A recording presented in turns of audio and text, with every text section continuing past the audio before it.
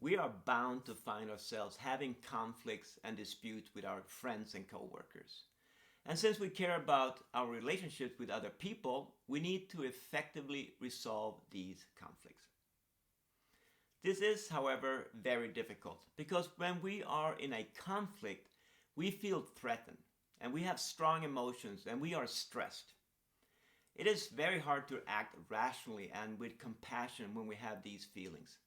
Instead, we will be tempted to either walk away and ignore the conflict, or we might blow up in anger. That is, in the words of the dual concern model, we would be tempted to use either an avoiding, accommodating, or a competing strategy. Neither of these approaches is good. What we instead need is to use compromise and collaboration. When we face a conflict, we have an opportunity to improve our lives and to build stronger relationships. Relationships made more trusting by the shared experience of having resolved a conflict together. So, how do we actually resolve these conflicts? Just like an integrated negotiation, we need to find a way to meet all the parties' needs and interests. And this requires us to communicate effectively. As we know, effective communication requires that we share information. That is, we need to listen carefully. We need to express our own needs clearly. We need to identify points of disagreements while focusing on specific issues without generalizing or escalating the situation. And, as I mentioned before, we need to look for an opportunity to make all parties better off. So, in terms of actual behaviors, we should practice active listening.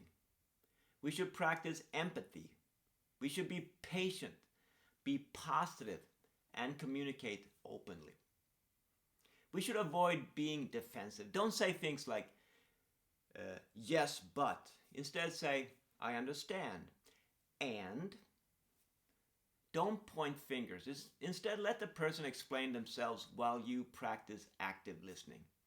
You should use I statements, as in, when you say that, I feel like, rather than saying, you're not listening to me, or you make me feel.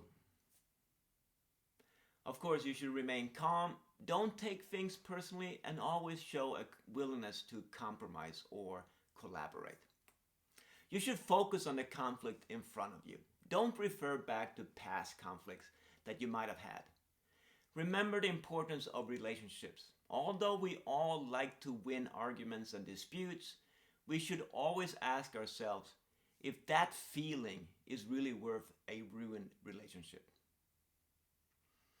All right, so I think we have a good idea of the kind of attitude we need to adopt when entering into a dispute resolution, as well as some of the behaviors that will be useful and appropriate when trying to resolve a dispute. But what are some more concrete approaches? What are some ways to find an optimal solution to a dispute? Well, there are a few different ways that can be used to find a solution that meets everybody's needs. And I just want to go through a few of these.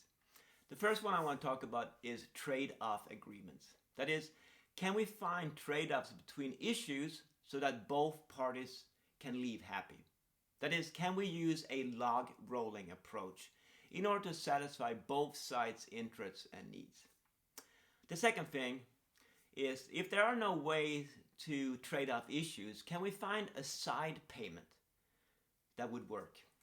That is, can we, perhaps we cannot find a compromise in terms of the issues under discussion, but instead we can be able to let one party win on those issues while the other party receives a side payment, a favorable outcome on some other issue.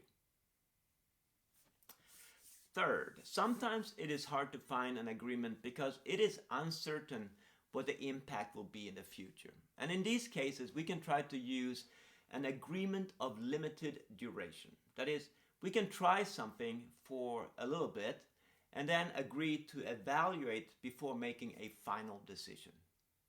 Fourth, we can use a contingent agreement. That is, we can make an agreement that depends on future events. We can say, let's agree to do X if the weather is nice. Otherwise, we go back to doing Y. Fifth, we can do what's called a broadly based agreement. That is, an agreement that focuses on the underlying interest more than the specific issues at hand.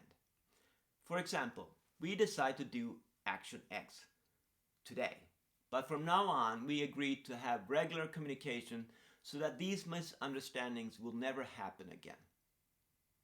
Sixth, we can do a future-based agreement. That is, an agreement that provides guidelines for how the two parties will interact with each other in the future. And that could perhaps be that they decide to never work together ever again. Anyway, there are many different ways to approach resolving a dispute, and we need to be flexible in our thinking. Is there a creative way to resolve the current conflict? Or is there a way to think outside of the box so that both parties will be happy? Perhaps through a side payment, or a contingent agreement, or an agreement of limited duration. Best of luck.